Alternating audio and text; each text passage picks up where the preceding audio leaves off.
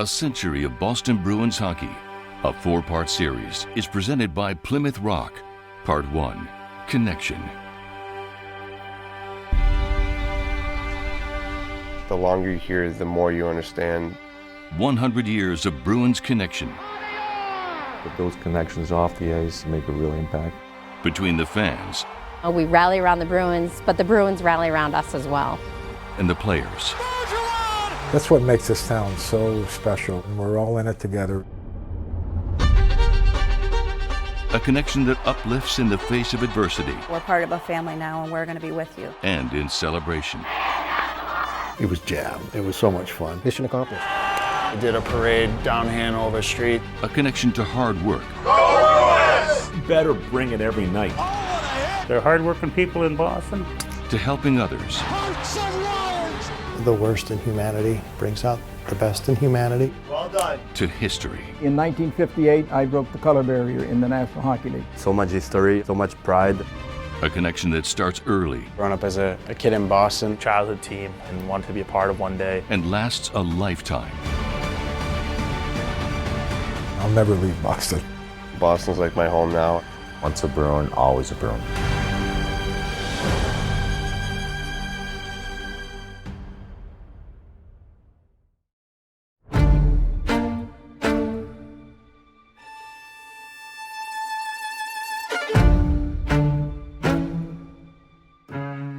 The spoked B represents connection. The center where people converge. I like to think of the Spoke B as the hub, and that Boston's really based on a giant circle that stems from Boston Common. And I like to think of the hub with the 8 spokes on it as a centerpiece. Between the fans and the organization and how it's based in New England, it creates a bigger area. It's not just confined to the Boston metropolis at all. They said that Boston's the hub of the universe. Well, for us, it's the hub of the universe of hockey. Boston today, the hub of American hockey. Packed bars, full arenas, rinks in every neighborhood. But how did we get here?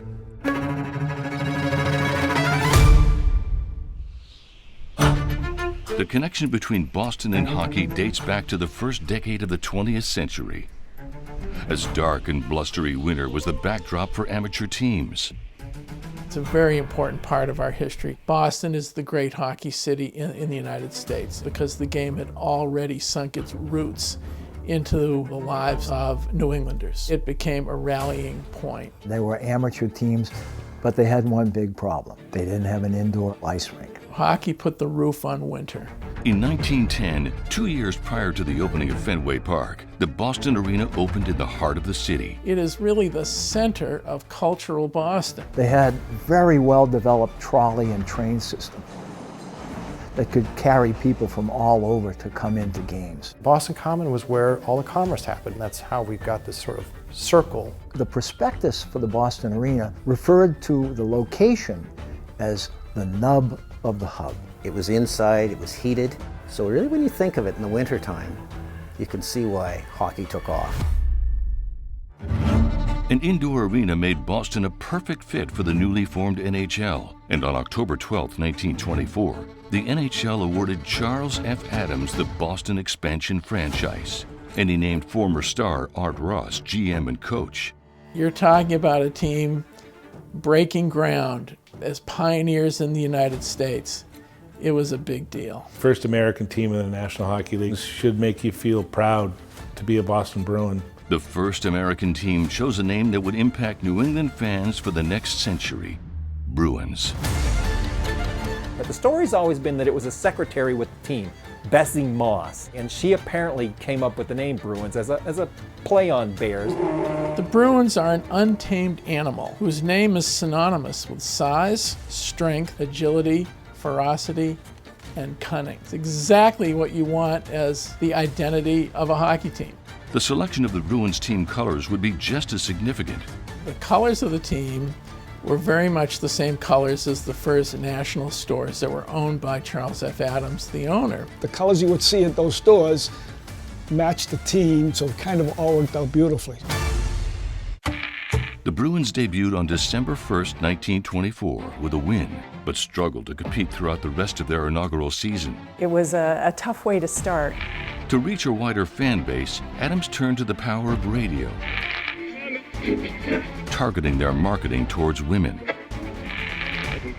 He would come on and promote season ticket packages for women. There was such a big media presence in Boston. It was one of the few sports that women really were encouraged to come to. They could dress up. That was like, going to the opera. You went out, you dressed up. The sport was, quite frankly, exciting. But this wasn't the opera. Ross needed to also appeal to the gritty Bostonian, building a team that would bring in the fight-loving fan. The basic hockey fan is the fight fan. Boston and tough hockey is a thing.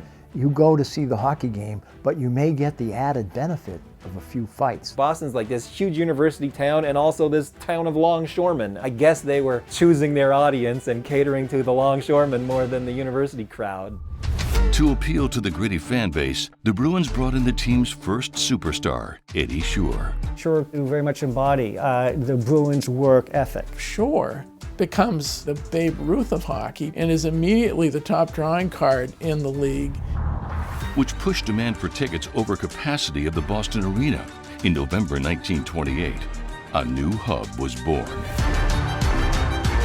The Bruins built the Boston Garden on top of a refurbished North Station, a new connection point. The first Bruins game, 17,000 crazy people showed up, way beyond capacity. They break every fire law in the book with people like climbing over each other to get in the building to watch this team. Suddenly have the best team in the league in a brand new arena, and they're selling tickets like crazy.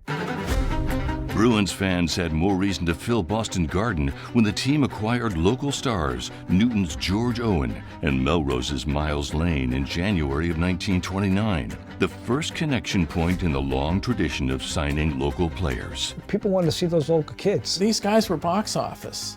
The two local boys were on the team as the Bruins' inaugural season inside the Boston Garden ended in a championship when the 1929 Bruins returned from New York with the Stanley Cup.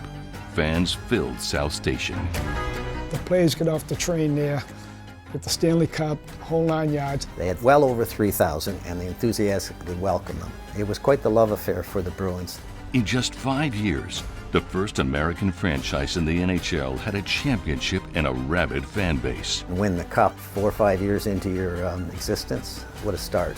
I would argue that they are the most significant National Hockey League team. They really brought hockey to America. The hub was growing.